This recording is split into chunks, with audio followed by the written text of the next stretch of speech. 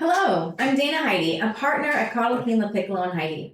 I love that estate planning lets you take control of who receives your assets at your death. I guess that's the Virgo in me. I'm extremely organized and love to plan, so estate planning is a natural fit for me. Okay, let's talk about the reason you came in to listen to me, and that's because of your children. I'm going to start here and ask you the most challenging question we may consider.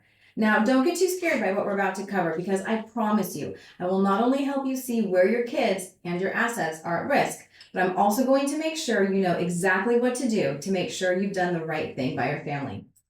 We're talking about the 9 steps to planning a kid's protection plan. Step 1 is choose the right long-term guardians. Step 2, make sure you legally document your choice.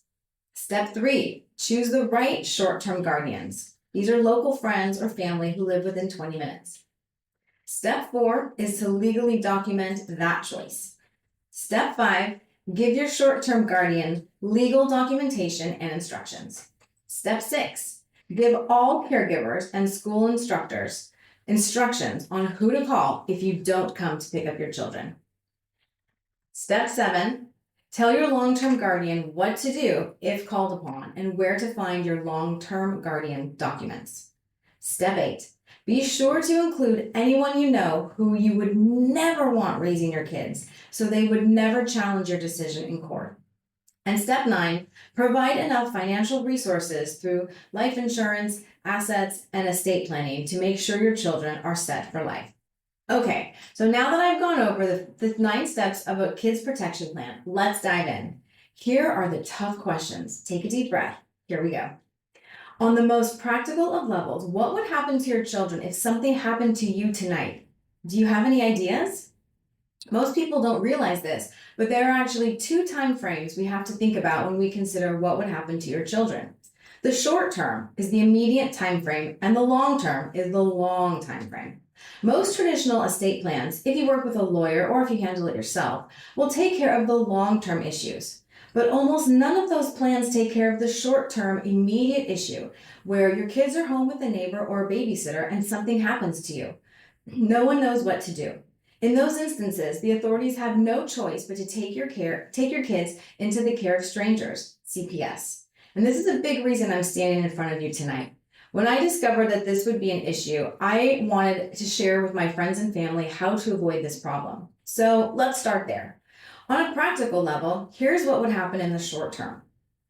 If your children are at home with a babysitter or a friend or at school and something happens to you and you don't arrive to pick up your children, the police will eventually locate your children, and if there's no clear person who has designated legal authority to stay with the children, the police must call CPS and figure out what to do with CPS. CPS must then take your children into their custody until they can find a guardian or a family member.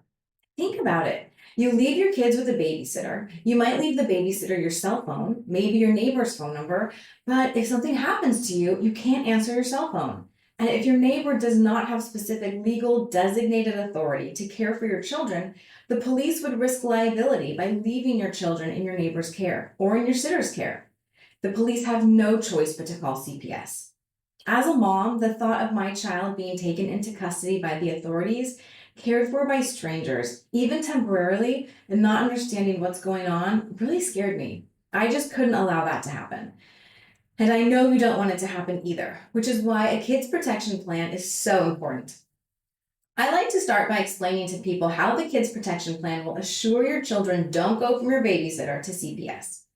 First, we prepare babysitter instructions. This is a document that lays out exactly what a babysitter should do if you don't come home. It tells her not to call the police, but to call a neighbor who can assess the situation and help her make the right choice of what to do.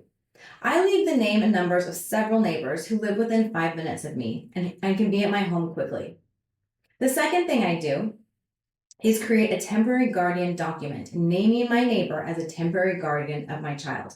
This immediately gives my neighbor the authority to take my child into their home while they attempt to get a hold of the people named as their permanent guardians. For many of us, maybe the person who we would list as a permanent guardian is an hour or so away. They aren't in the best position to take over for a babysitter immediately. Instead, we want to list a neighbor on our street or someone who's very nearby who we would trust to take over for the babysitter, even if that meant for a night or two. A permanent guardian document is also part of the Kids Protection Plan. These are the documents where you list who you want to be a permanent guardian of your kids. This is really important when you're naming for married people. For example, let's say you want to list your sister and her husband. Now, think about who you are really listing. If your sister and her husband got divorced, would you want her husband to be able to fight in court to be a guardian of your kids? Or did you always just want your sister to be the guardian? These are the types of things that we talk about and think about when preparing the Kids Protection Plan.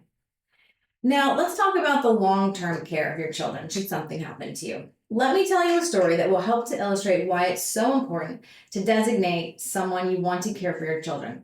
As I mentioned, I have one child, and I know exactly who I'd want to raise him if I couldn't.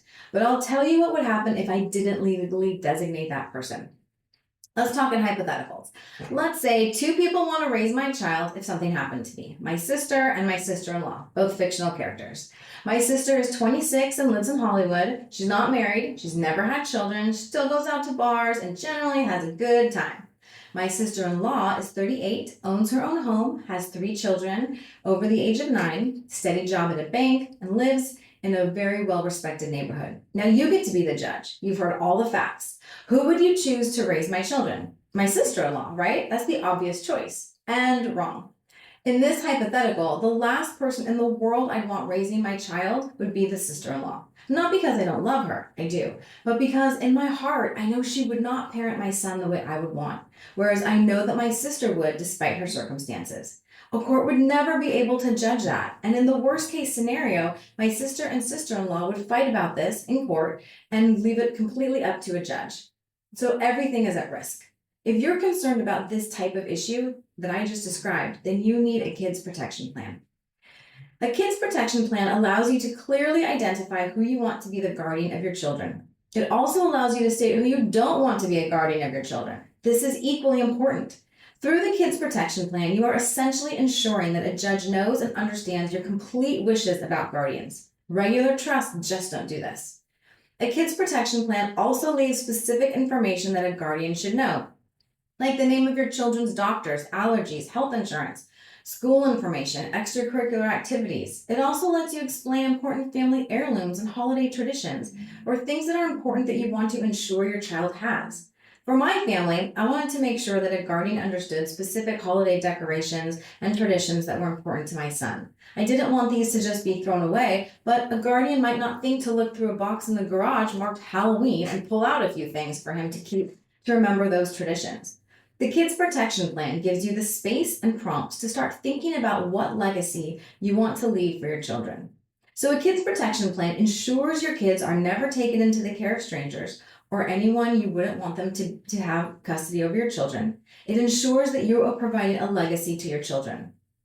Now, let's talk about how your children will receive your assets under your current plan or the state's plan. I want to talk to you about probate for a moment and how probate will impact your minor children. First, if you have no estate plan, the state has an estate plan for you, and it's called probate. Probate is the process during which your assets are transferred to your heirs after your death through the state. First of all, probate is slow. Here in California, it takes a minimum of 2 to 4 years. We'd like it to go faster, but it just can't.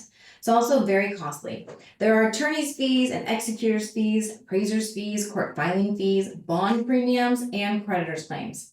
A recent probate I handled had one piece of property valued at $1 million. The attorney's fees alone were almost $30,000, and another $22,000 went to the executor. These fees could all have been avoided with a few $1,000s spent on a basic foundational estate plan. I know you want to avoid probate, just like I do. So here's the good news. Probate is totally voluntary. The only people who have to experience it are those who don't plan. Probate is also public. Now I'm showing you the will of Jackie Kennedy. You see, wills are public, so having a will doesn't avoid probate. In fact, it assures probate. When a will enters probate, it puts all of the creditors out there on notice that your loved ones will be receiving money. So not only does it trigger all creditors to come and get money from the estate, it attracts deceptive people who prey on young beneficiaries who recently inherited. Without an estate plan, your children would be entitled to all of your assets outright without any restriction at 18. This would be an issue for any 18-year-old to inherit a large amount of money. I'm sure we all know someone who received a large inheritance this way, and it resulted in not having a good handle on finances or maybe losing their drive to excel personally. Let's talk about your assets for a moment. It is very hard for someone to come into your home at your death, which is a time of great loss and confusion, and understand your entire financial landscape. A trust needs to be funded, which means that your assets and bank accounts need to be in the name of your trust. Each and every asset you have must be owned in the name of your trust, including bank and brokerage accounts. And it also includes changing beneficiaries on your life insurance and other retirement accounts. Placing your assets in trust doesn't just fund your trust and allow the trustee to be effective.